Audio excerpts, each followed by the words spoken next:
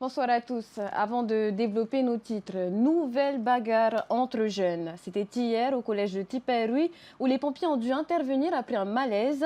Le phénomène préoccupe les familles et semble dépasser les premiers concernés. Il est amplifié par l'effet des réseaux sociaux. Laure Philibert, Esteparo Cordet.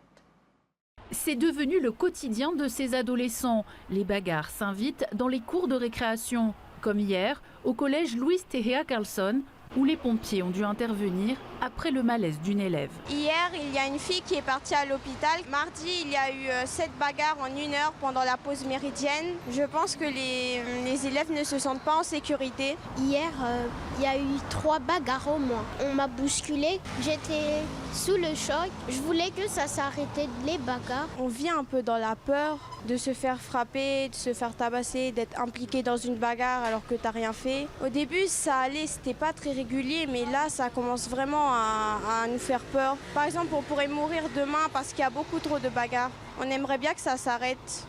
Alors que l'établissement célébrait la Blue Shirt Day lundi, une journée contre le harcèlement scolaire, les rixes à répétition préoccupent les familles. Il m'a dit, maman, il y a eu quelque chose de très grave d'ailleurs, il y a eu des bagarres à l'école. Et le fait qu'il y a de la violence comme ça, surtout peut-être de la violence gratuite entre les adolescents, ça devient un peu perturbant. Ça fait effectivement à peu près 2 ans qu'on voit de plus en plus de violence dans l'établissement, mais aussi en dehors. Donc mes enfants me rapportent régulièrement qu'il y a des bagarres, que ce soit au stade ou dans la cour.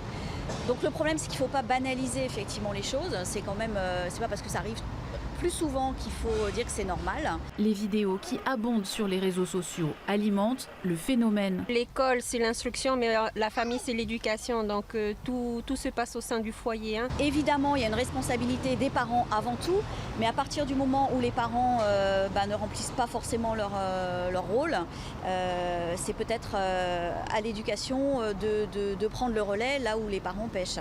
Rapidement, le personnel enseignant est réuni et une communication avec les élèves est organisée. Ce matin, la direction a fait le tour des classes.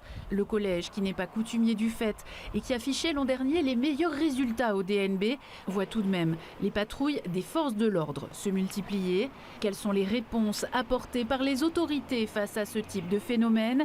La question sera abordée lors du conseil d'établissement du collège mardi. Collège qui a mis en place les années précédentes des actions pour favoriser la communication non violente. Du côté des décideurs, c'est le silence total. Contacté mercredi après-midi, le ministre de l'Éducation n'a pas répondu à nos questions, tout comme le vice-rectorat. Nos équipes n'ont pas été autorisées à interroger les encadrants du collège Luis Tehea Carlson.